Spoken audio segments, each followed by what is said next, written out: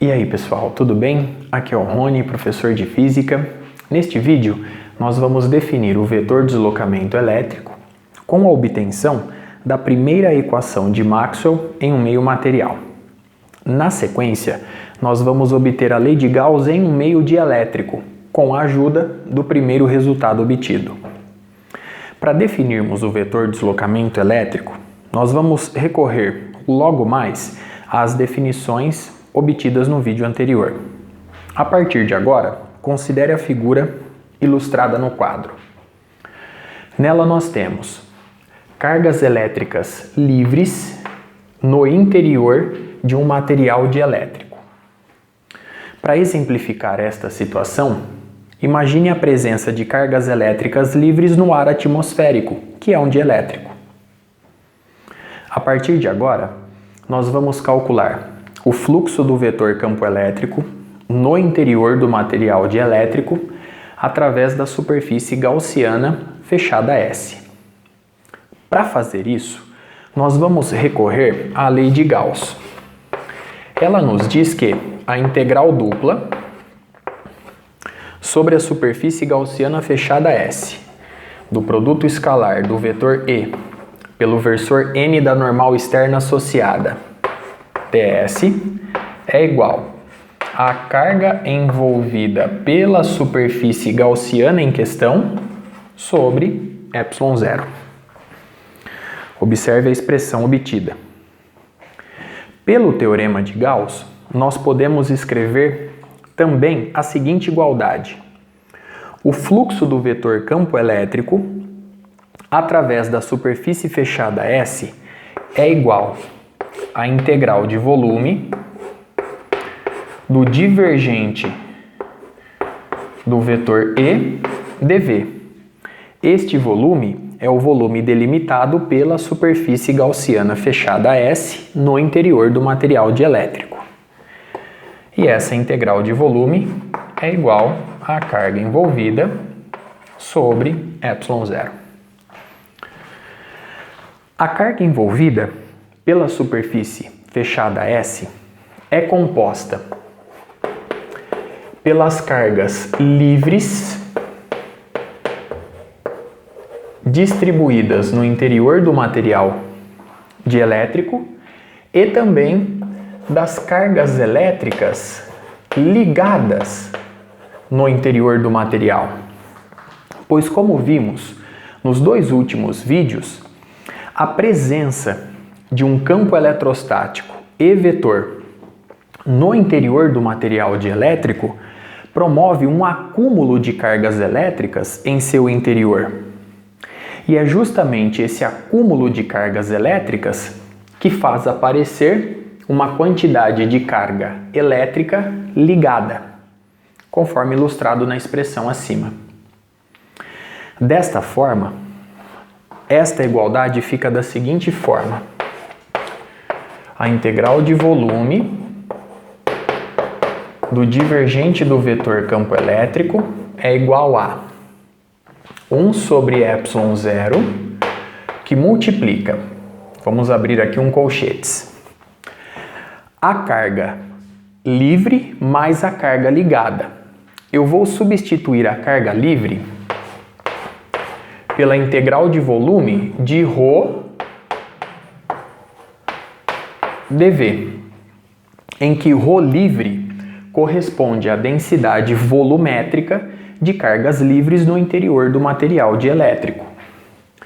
Vou acrescentar com a integral de volume de ρ dV novamente. Só que neste caso, ρ ligada corresponde à densidade volumétrica de cargas elétricas ligadas no interior do material dielétrico. Muito bem? Vamos comparar agora os três termos que apareceram nessa igualdade. Sabendo que ε0 permanece constante, nós podemos escrever a partir daqui a seguinte igualdade: o divergente do vetor campo elétrico é igual a 1 sobre ε0, que multiplica, abrindo aqui um parênteses, ρ livre mais ρ ligada. Perceba que essa é a equação de Poisson para o material dielétrico polarizado.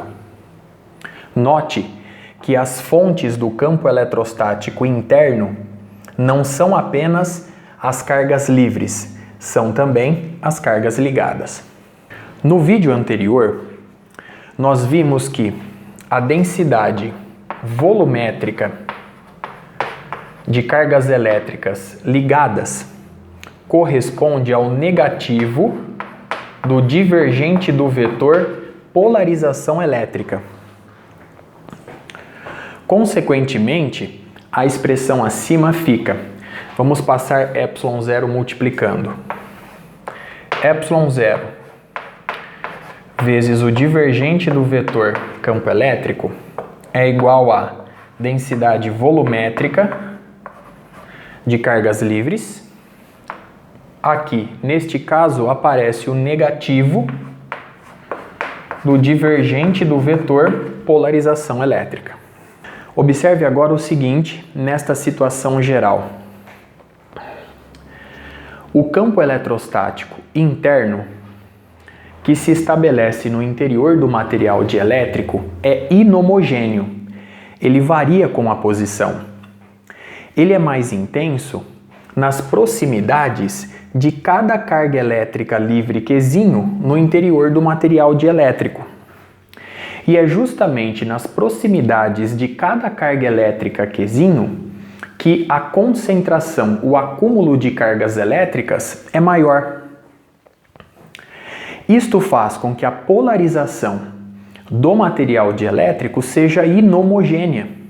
Consequentemente, o vetor polarização elétrica também depende da posição analisada no interior do material dielétrico.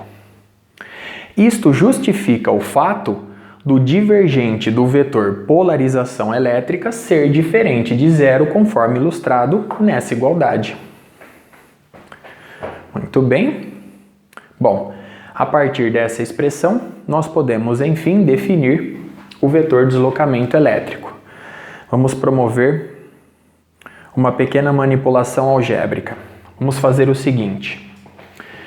O negativo do divergente do vetor polarização elétrica vem para cá com o sinal trocado. Então eu vou fazer o seguinte.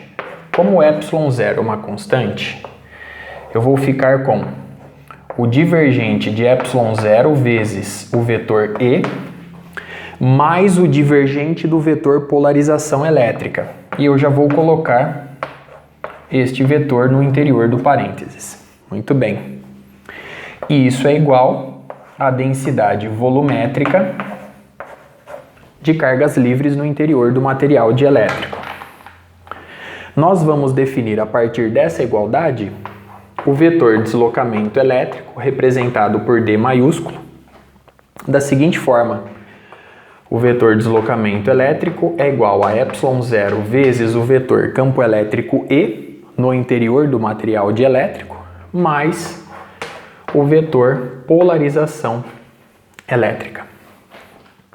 Desta forma, obtemos que o divergente do vetor deslocamento elétrico, de acordo com a definição, é igual à densidade volumétrica de cargas elétricas livres no interior do material.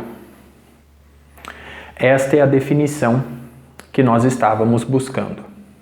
A partir de agora, nós vamos em busca da lei de Gauss no interior de um material dielétrico. Para fazer isso, eu vou recorrer a esta igualdade obtida. Para obter a lei de Gauss, nós vamos somar as contribuições de cada termo ao longo de todo o volume do material dielétrico em questão. Para fazer essa soma, eu vou fazer a integral de volume do divergente do vetor deslocamento elétrico e isso tem que ser igual à integral de volume da densidade volumétrica de cargas livres no interior do dielétrico. Pelo teorema de Gauss, este termo, essa integral de volume, pode ser substituída por uma integral ao longo de uma superfície gaussiana fechada S do produto escalar do vetor D pelo versor da normal externa associada ds. Do lado direito, nós temos a soma de todos os valores infinitesimais de carga livre encontrados no interior do material dielétrico. Então, essa integral corresponde simplesmente à carga livre encontrada em seu interior. Esta é a lei de Gauss no interior de um material dielétrico, resultado que nós estávamos procurando. Muito bem. Observe mais uma vez os resultados obtidos. Com isso, eu encerro este vídeo. No próximo, nós vamos continuar utilizando tais resultados para estudar as equações constitutivas da eletrostática. Até a próxima!